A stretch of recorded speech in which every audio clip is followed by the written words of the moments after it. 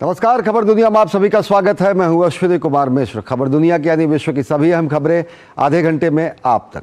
सबसे पहले नजर डालते हैं वैश्विक सुर्खियों पर। लाल सागर में जहाजों पर हमले के बाद अमेरिका और ब्रिटेन का हूती ठिकानों पर बड़ी कार्रवाई। ब्रिटेन के प्रधानमंत्री ने कहा, आत्मरक्षा में उठाए गए कदम से लाल सागर में हूती विद्रोहियों पर अंकुश लगाने में मिलेगी मदद। रूस ने हमले की निंदा की।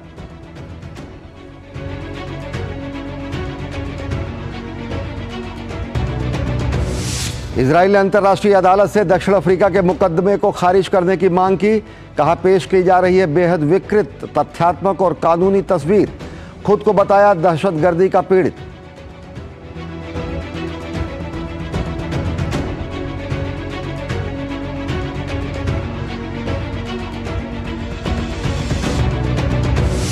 अचानक यूक्रेन के दौरे पर पहुंचे ब्रिटेन के प्रधानमंत्री ऋषि सुनक।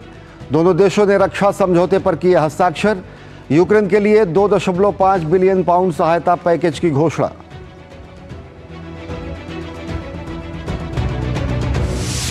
ताइवान में चुनाव से एक दिन पहले चीन ने स्वतंत्रता के किसी भी प्रयास को कुचलने के संकल्प को दोहराया। सेना ने कहा, किसी भी प्रयास को विफल करने के लिए तैयार। शनिवार को राष्ट्रपति और संसद के लिए डाले जाएंगे वोट।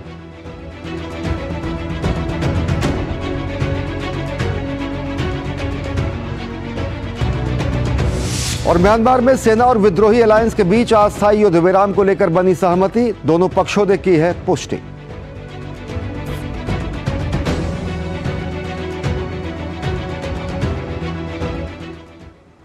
और सबसे पहले खबर एशिया महाद्वीप से।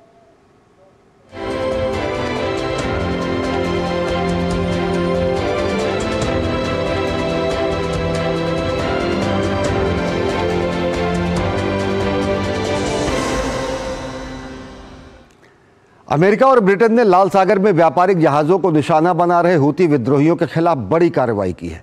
दोनों देशों की सेनाओं ने यमन में कई जगह पर हूती विद्रोहियों के ठिकानों पर हवाई हमले किए हैं। इन हवाई हमलों में हूती विद्रोहियों को बड़ा नुकसान पहुंचा है और उनके कई ठिकाने तबाह हो गए हैं। ऐसा माना जा रहा है कि अमेरिका और ब्रिटेन के इस हमले के बाद पश्चिम एशिया में तनाव और बढ़ सकता है। पिछले कई हफ्तों से लाल सागर में व्यापारिक जहाज़ों को निशाना बना रहे हौथी विद्रोहियों के खिलाफ अमेरिका और ब्रिटेन ने कड़ी कार्रवाई की है। दरअसल दोनों देशों की सेनाओं ने यमन में कई जगहों पर हौथी विद्रोहियों के ठिकानों पर हवाई हमला किया है। दावा किया जा रहा है कि रात भर हवाई और समुद्री मार्ग से सैन्य हमलों में कमांड सेंटर, युद्ध सामग्री डिपो और वायु रक्षा प्रणालियों सहित 16 हौथी ठिकानों को निशाना बनाया गया है। इतिहास में पहली बार जहाज पर हमलों में एंटी शिप बैलिस्टिक मिसाइलों का इस्तेमाल हो रहा है। अमेरिकी राष्ट्रपति जो बाइडेन ने कहा है कि व्यावसायिक जहाज़ों पर हो रहे हमलों के कारण अमेरिकी नागरिक खतरे में हैं। उन्होंने कहा कि वो अपने लोगों और बेरोक-टोक अंतर्राष्ट्रीय व्यापारिक आवाजाही की सुरक्षा के लिए और ज़्यादा कड़े कदम उठाने से भी नहीं झिझकेंगे। ब्रिटेन के प्रधानमंत्री ने कहा है कि हमले से लाल सागर में हौथियों को कुचलने में मदद मिलेगी। हमने अपने साथियों के साथ मिलकर हौथी विद्रोहियों पर सिलसिलेवार हमले किए हैं। हमने उनके मिसाइल्स और ड्रोन्स के लॉन्चिंग साइट पर हमला किया है। हमें उम्मीद है कि इस हमले से विद्रोहियों की क्षमता पर असर पड़ेगा। हम जान बचाने और व्यावसायिक शिपिंग की सुरक्षा में कोई कसर नहीं छोड़ेंगे। हौथी प्रवक्ता ने अमेरिका ब्रिटेन की सैन्य कार्रवाई में अपने 5 सदस्यों के मारे जाने और 6 अन्य के घायल होने की पुष्टि की है। अमेरिकी और ब्रिटिश सेना के हमले में 73 ठिकानों को निशाना बनाया गया है। हमले में 5 लोगों की मौत हो गई जबकि 6 अन्य घायल हो गए हैं। ये सभी हौथी संगठन के सदस्य थे। हौथियों ने इजराइल हमास युद्ध में हमास का समर्थन करने का ऐलान किया था और कहा था कि वे इजराइल जाने वाले हर जहाज को निशाना बनाएंगे। नवंबर में हौथियों ने एक मालवाहक जहाज को इजराइल का बताकर उस पर कब्जा कर लिया। उसके बाद से ड्रोन और बैलिस्टिक मिसाइलों के जरिए कई जहाज़ों को निशाना बनाया गया। इन हमलों के डर से कई जहाज कंपनियों ने अपने जहाज़ों का रास्ता बदल दिया है। 20 से ज़्यादा देशों के साथ मिलकर ऑपरेशन प्रॉस्पेरिटी गार्जियन शुरू किया गया था। अब हौथियों के खिलाफ कार्रवाई से साफ हो गया है कि अमेरिका और उसके सहयोगी लाल सागर में किसी तरह का समझौता करने वाले नहीं हैं। इन कार्यों के लिए ऑस्ट्रेलिया का समर्थन परिचालन मुख्यालय में कर्मियों के रूप में आया। ये बहुत महत्वपूर्ण कार्य है। जापान जहाजों के मुक्त और सुरक्षित मार्ग को सुरक्षित करने के लिए अपनी जिम्मेदारियों को पूरा करने के लिए अमेरिका और उसके सहयोगियों के फैसले का समर्थन करता है। वहीं रूस ने अमेरिका और ब्रिटेन की इस कार्रवाई को अंतर्राष्ट्रीय नियमों का उल्लंघन बताया है। हम अमेरिका और उसके सहयोगियों की इन गैर जिम्मेदाराना कार्रवाइयों की कड़ी निंदा करते हैं। हाल में यमन में हुए शांति समझौते से पैदा हुए हालात को इस हमले से ठेस पहुंच सकता है। पूरे मध्य पूर्व में स्थिति खराब हो सकती है। इलेक्ट्रिक गाड़ियां बनाने वाली कंपनी टेस्ला ने कहा है कि लाल सागर में वाणिज्यिक जहाजों पर हौथी विद्रोहियों के हमले से ट्रांसपोर्ट रूट में बदलाव करना पड़ रहा है और इसका असर उसके उत्पादन पर पड़ रहा है। कंपनी ने यह भी कहा है कि कल पुर्जों की सप्लाई में आए गतिरोध के कारण बर्लिन के पास उसकी फैक्ट्री में 2 हफ्तों के लिए उत्पादन को रोकने का फैसला लिया गया है। हौथी यमन का विद्रोही संगठन है। इसका संबंध शिया मुस्लिम जैदी समुदाय से है। समूह का ये नाम उसके संस्थापक हुसैन अली हौसी के नाम पर रखा गया है। तत्कालीन यमनी राष्ट्रपति अली अब्दुल सालेह की सरकार को उखाड़ फेंकने के लिए 1990 में हौथी समूह का गठन किया गया था। हौथियों को ईरान का समर्थन हासिल है। इसकी बगावत के कारण देश में कई साल से गृह युद्ध चल रहा है। हौथियों का यमन के बड़े हिस्सों पर कब्जा है और अलग से सरकार चलाते हैं। हौथियों को खत्म करने के लिए सऊदी अरब ने बड़ी कार्रवाई शुरू की थी, लेकिन उसे करारा जवाब मिला। हालांकि पिछले साल चीन की मध्यस्थता में ईरान और सऊदी अरब के बीच समझौता हुआ, जिसके बाद हौथियों ने भी अपने हमले रोक दिए। और खबरें अभी और भी, लेकिन वक्त हो चला एक छोटे से ब्रेक का। देखते रहिए खबर दुनिया के। साल, बरस और सदी नहीं, एक युग गुजर जाएगा। उम्र न पूछो वंडर की, जब फर्क नजर आएगा। वंडर सीमेंट, फर्क नजर आएगा। मेरे भाई अरविंद कुमार की कुछ महीने पहले एक्सीडेंट में डेथ हो गई। उन्होंने पॉलिसी बाजार से टर्म लाइफ इंश्योरेंस लिया हुआ था, जो अब भाभी के घर के खर्च और बच्चों की पढ़ाई में काम आएगा। पॉलिसी बाजार की टीम ने क्लेम दिलवाने में हमारी पूरी मदद की। क्लेम के टाइम पे आपकी हेल्प के लिए हमेशा तैयार। पॉलिसी बाजार, 1 करोड़ का टर्म लाइफ इंश्योरेंस सिर्फ 470 रुपए महीने से शुरू। मोदी सरकार की गारंटी, हर घर पहुँचेगा नल से जल। अब तक 13.5 करोड़ से अधिक नल कनेक्शन। हमारा संकल्प, विकसित भारत। जब दांत खाज की खुजली पे ना हो काबू, तो उसे गमछे से नहीं छुपाते बाबू। तो फिर उसे भगाए कैसे? जालिम लोशन लगाकर दांत खाज की खुजली, एक्जिमा जड़ से निकाले। अभी खरीदे जालिम लोशन। जालिम लोशन का ऑरिकेम ग्रीन ऑइंटमेंट, कील मुहासे, फोड़े फुंसी, घाव, जले कटे पर गुड़कारी, herbal antiseptic cream, green ointment. Break के बाद आप सभी का स्वागत है। इजराइल का गाजा में हमास आतंकवादियों के खिलाफ अभियान लगातार जारी है। इजराइल ने खान यूनिस समेत कई इलाकों में आतंकवादी ठिकानों को निशाना बनाया है। अंतर्राष्ट्रीय अदालत में इजराइल के खिलाफ सुनवाई पर दक्षिण अफ्रीका के मुकदमे को खारिज करने की इजराइल ने मांग की है और कहा है कि वो खुद आतंकवाद से पीड़ित है और अदालत में उसे ही अपराधी बताया जा रहा है। इजराइल की गाजा में हमास आतंकियों के खिलाफ कार्रवाई जारी है। शुक्रवार को भी इजरायली सेना ने खान यूनिस समेत दूसरे इलाकों में आतंकी ठिकानों को निशाना बनाया। उधर गाजा में सैन्य अभियानों पर अंतर्राष्ट्रीय न्यायालय में सुनवाई के दौरान इजराइल ने दक्षिण अफ्रीका द्वारा लाए गए मुकदमों को खारिज करने की मांग की। इजराइल ने कहा है कि इस मामले में दक्षिण अफ्रीका ने एक बेहद विकृत तथ्यात्मक और कानूनी तस्वीर पेश की है। दक्षिण अफ्रीका की मांग का मतलब है कि इजराइल अपनी रक्षा नहीं कर सके। दक्षिण अफ्रीका ने आईसीजे से ये मांग की है कि वो इजराइल को गाजा में अपनी सैनिक कार्रवाई बंद करने और फिलिस्तीनी लोगों की सुरक्षा करने का निर्देश दे।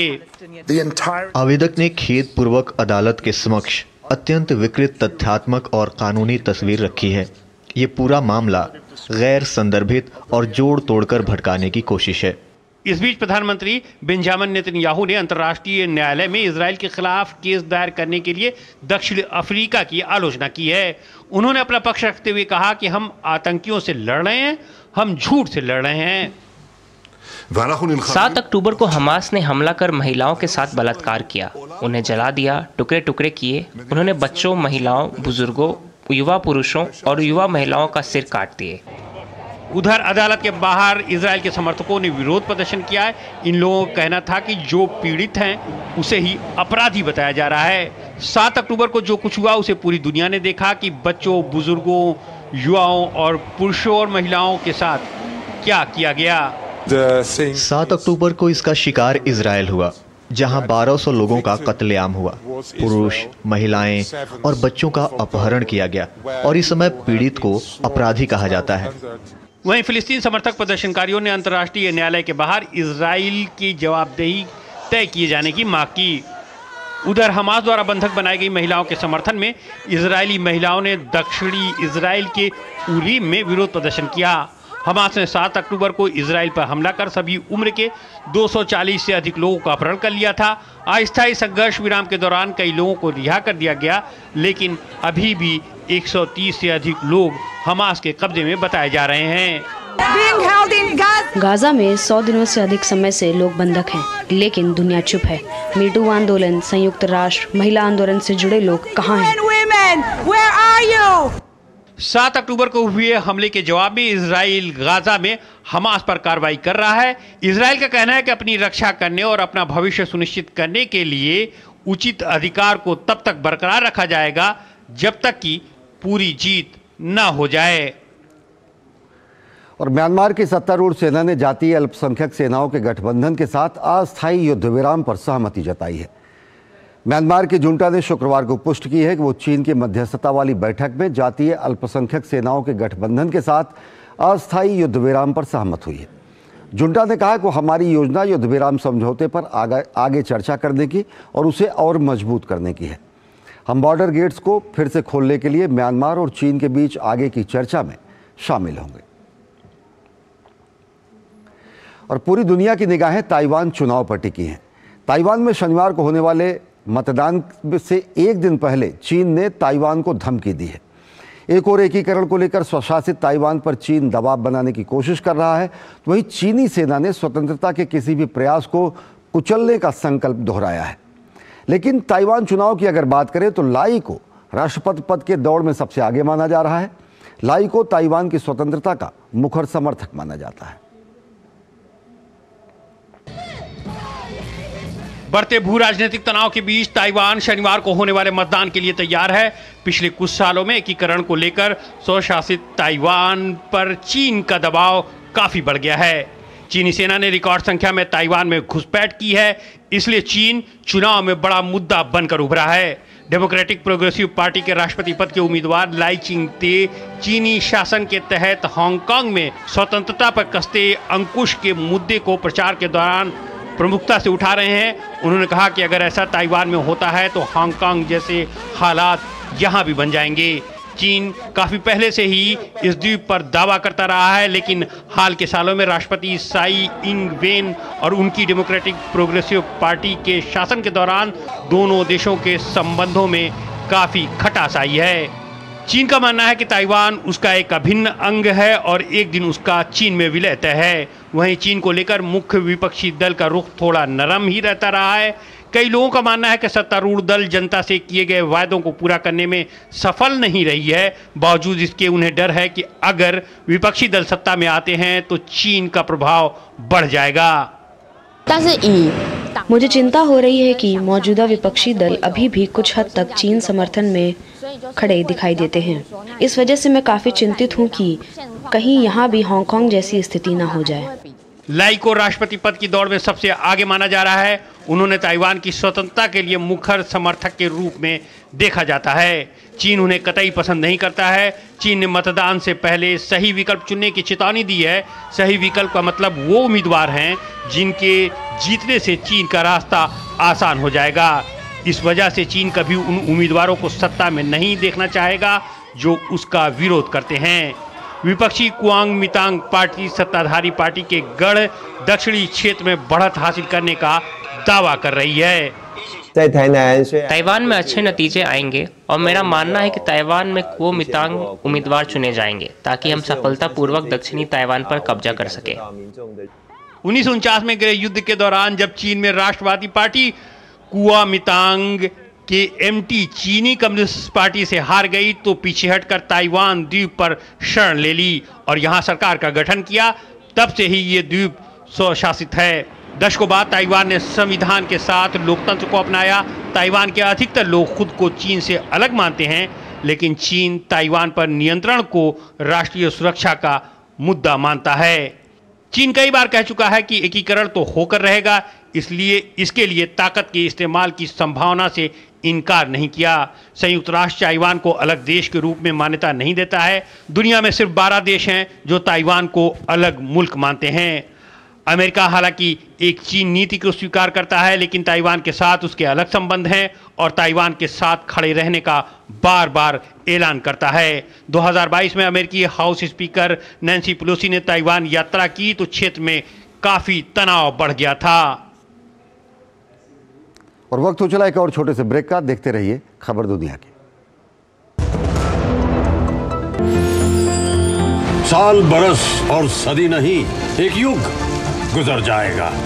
उम्र न पूछो वंडर की, जब फर्क नजर आएगा। वंडर सीमेंट, फर्क नजर आएगा। जब दांत खाज की खुजली पे ना हो काबू तो उसे गमछे से नहीं छुपाते बाबू। तो फिर उसे भगाए कैसे? जालिम लोशन लगाकर दांत खाज की खुजली, एक्जिमा जड़ से निकाले। अभी खरीदे जालिम लोशन। जालिम लोशन का ऑरिकैम ग्रीन ऑइंटमेंट कील मुहासे, फोड़े फुंसी, घाव, जले कटे पर गुड़कारी। Herbal antiseptic cream green ointment. Break के बाद आप सभी का स्वागत है। इंडोनेशिया के राष्ट्रपति जोको विडोडो ने शुक्रवार को वियतनाम की राजधानी हनोई में अपने वियतनामी समकक्ष वो वांग थोंग से मुलाकात की, जहां दोनों नेताओं ने दक्षिण चीन सागर में सुरक्षा और इलेक्ट्रिक वाहन निर्माता कंपनी विनफास्ट द्वारा इंडोनेशिया में निवेश पर चर्चा की। दोनों देशों ने मत्स्य पालन सहयोग पर एक समझौते पर भी हस्ताक्षर किए।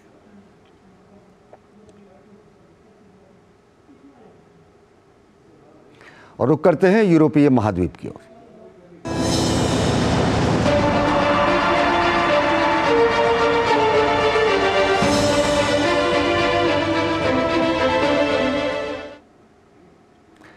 ब्रिटेन के प्रधानमंत्री ऋषि सुनक शुक्रवार को अचानक यूक्रेन दौरे पर पहुंचे। ऋषि सुनक ने मानवीय सहायता और सुरक्षा की गारंटी देने के साथ साथ यूक्रेन को 2.5 बिलियन पाउंड सैन्य मदद का भी आश्वासन दिया। ऋषि सुनक ने राष्ट्रपति जेलेंस्की से मुलाकात की। यूक्रेन और ब्रिटेन ने रक्षा समझौते पर भी हस्ताक्षर किए और मुलाकात के दौरान सुनक ने यूक्रेन को ब्रिटेन की त्वरित और निरंतर सहायता की प्रतिबद्धता एक बार फिर दोहराई। ब्रिटेन के प्रधानमंत्री ऋषि सुनक अचानक यूक्रेन के दौरे पर पहुंचे और राष्ट्रपति जेलेंस्की से मुलाकात की। रूस के खिलाफ युद्ध में यूक्रेन की मदद के लिए उन्होंने खजाना खोल दिया। अपनी यात्रा के दौरान जंग से घिरे देश के लिए 2.5 अरब पाउंड के पैकेज की घोषणा की।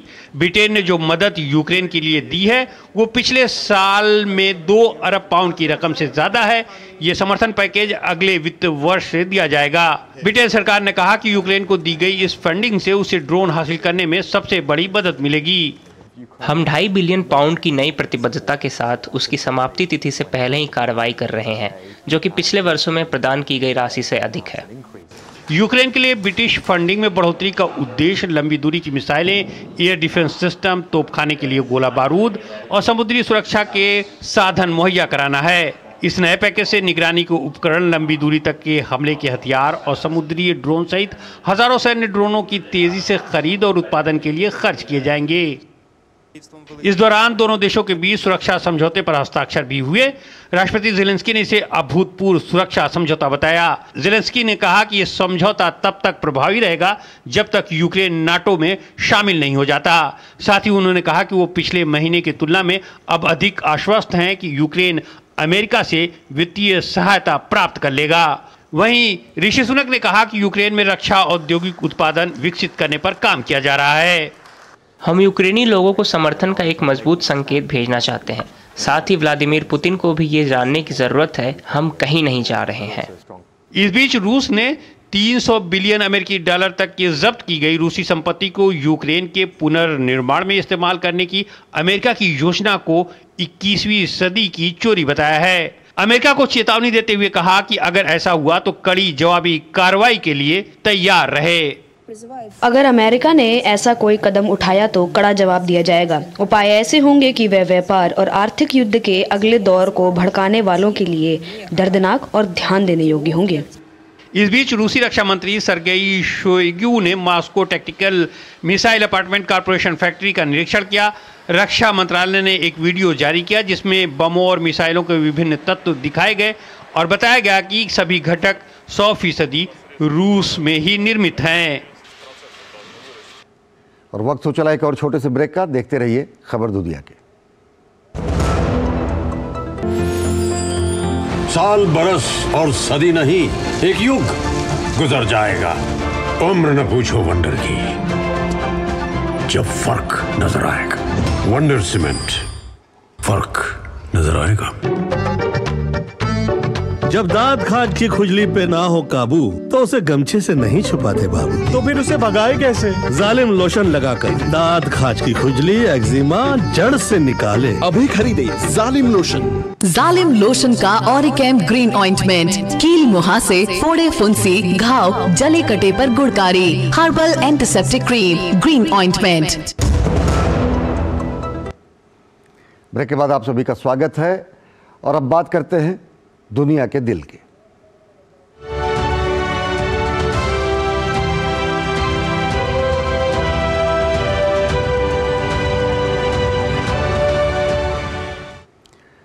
और आज बात होगी होलोबॉक्स की। होलोबॉक्स यानी संवाद का एक नया तरीका। आइए देखिए कैसे 3D डायमेंशन में बात कर सकेंगे लोग।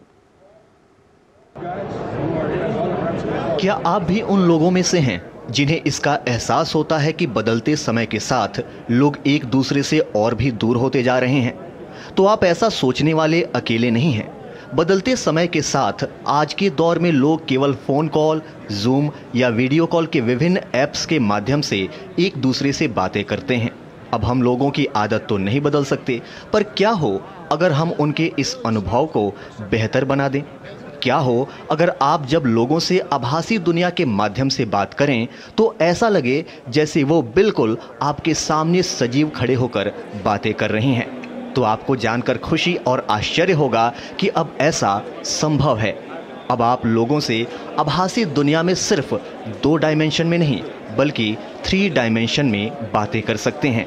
ऐसा मुमकिन हो सका है नीदरलैंड्स की कंपनी होलो कनेक्ट्स के माध्यम से। इन्होंने होलोबॉक्स नाम का एक उपकरण बनाया है जिसके माध्यम से आप एक दूसरे से 3 डायमेंशन में बातें कर सकते हैं। होलो कनेक्ट्स कंपनी के उत्तरी अमेरिकी प्रबंध निदेशक स्टीव स्टर्लिंग ने कंज्यूमर इलेक्ट्रॉनिक्स शो 2024 में इसको 21वीं सदी का संचार माध्यम बता रहे हैं। अभी आप मुझे 3D होलोग्राम के रूप में देख रहे हैं। हम अपने होलोबॉक्स के 3D होलोग्राम डिस्प्ले के माध्यम से आपके सामने आ रहे हैं। ये 21वीं सदी के लोगों का संवाद करने का तरीका होने वाला है। इसके लिए हमारे पास एक हाई रेजोल्यूशन का 4K कैमरा होता है जिसके माध्यम से हम सिग्नल को उत्पन्न करते हैं। लोग कैमरे और लाइट कलर के बैकग्राउंड के बीच में खड़े होते हैं जिसके बाद उनकी छवि होलोग्राम के डिस्प्ले पर उसी समय 3D में दिखती है जो बिल्कुल सजीव लगती है। कहते हैं ना कि आवश्यकता ही आविष्कार की जननी होती है। इस होलोबॉक्स को बनाने का आइडिया भी तब आया जब होलो कनेक्ट्स कंपनी के CEO आंद्रे स्मिथ के परिवार के एक सदस्य की मौत हो गई। उन्होंने इस पर सोचा कि क्या ऐसा हो सकता है कि जब हम मर जाएंगे तब हमारे बच्चे हमें भले ही डिजिटल रूप में ही सही लेकिन हमें 3D रूप में देख सकें। उनकी मूल अवधारणा एक ऐसा उपकरण बनाने की थी जो अतीत की यादों को कैद कर सके ताकि प्रियजनों को उनके मरने के बाद सजीव तरीके से याद किया जा सके। यही विचार आखिरकार होलोबॉक्स के रूप में विकसित हुआ। हमारे परिवार में एक सदस्य की मौत हो गई। इसकी वजह से हमने अपने आप से सवाल किया कि क्या जब हम इस दुनिया में नहीं रहेंगे तो हमारे बच्चे हमें इसी तरह से 3D रूप में देख पाएंगे जैसे अभी देखते हैं, भले ही वो डिजिटली ही हो। इस सवाल के उत्तर की खोज में हमने उस तकनीक को ढूंढना शुरू किया जिससे यह संभव हो सका। कोविड महामारी के बाद से बहुत सारे लोग अकेला महसूस करने लगे। होलो कनेक्ट्स कंपनी को उम्मीद है कि ये उपकरण सामाजिक अलगाव और अकेलेपन से निपटने में मदद करेगा। लोग भी कंपनी की इस बात पर यकीन कर रहे हैं। यही वजह है कि संयुक्त राज्य अमेरिका के लॉस वेगास में हो रहे कंज्यूमर इलेक्ट्रॉनिक्स शो 2024 को देखने आए लोगों ने होलोबॉक्स उपकरण को इस्तेमाल करने की इच्छा जताई। इसे देखना और इससे किसी व्यक्ति से बात करना वाकई अधिक वास्तविक लगता है, वो भी उस समय में जब दुनिया में सब कुछ डिजिटल होता जा रहा है। ये मुझे सच में पसंद आया और ये वाकई एक ऐसी चीज़ है जिसे मैं उपयोग करना चाहूँगा। बता दें कि कंपनी इस होलोबॉक्स को 2 संस्करणों में पेश कर रही है। एक है 86 इंच का और दूसरा है 22 इंच की स्क्रीन वाला मिनी होलोबॉक्स। होलो कनेक्ट्स कंपनी का अनुमान है कि 86 इंच का होलोबॉक्स की हार्डवेयर लागत तकरीबन $40,000 से लेकर $50,000 के बीच है। वहीं होलोबॉक्स मिनी के लिए $7,000 से लेकर $10,000 तक देने पड़ेंगे। तो संचार का नया माध्यम 3D में हो सकेगी बात होलोबॉक्स के जरिए। तो खबर दुनिया में फिलहाल इतना ही। मुझे और हमारी पूरी टीम को दीजिए अनुमति। देश और दुनिया की ताज़ा तरीन खबरों के लिए देखते रहिए DD न्यूज़। नमस्कार।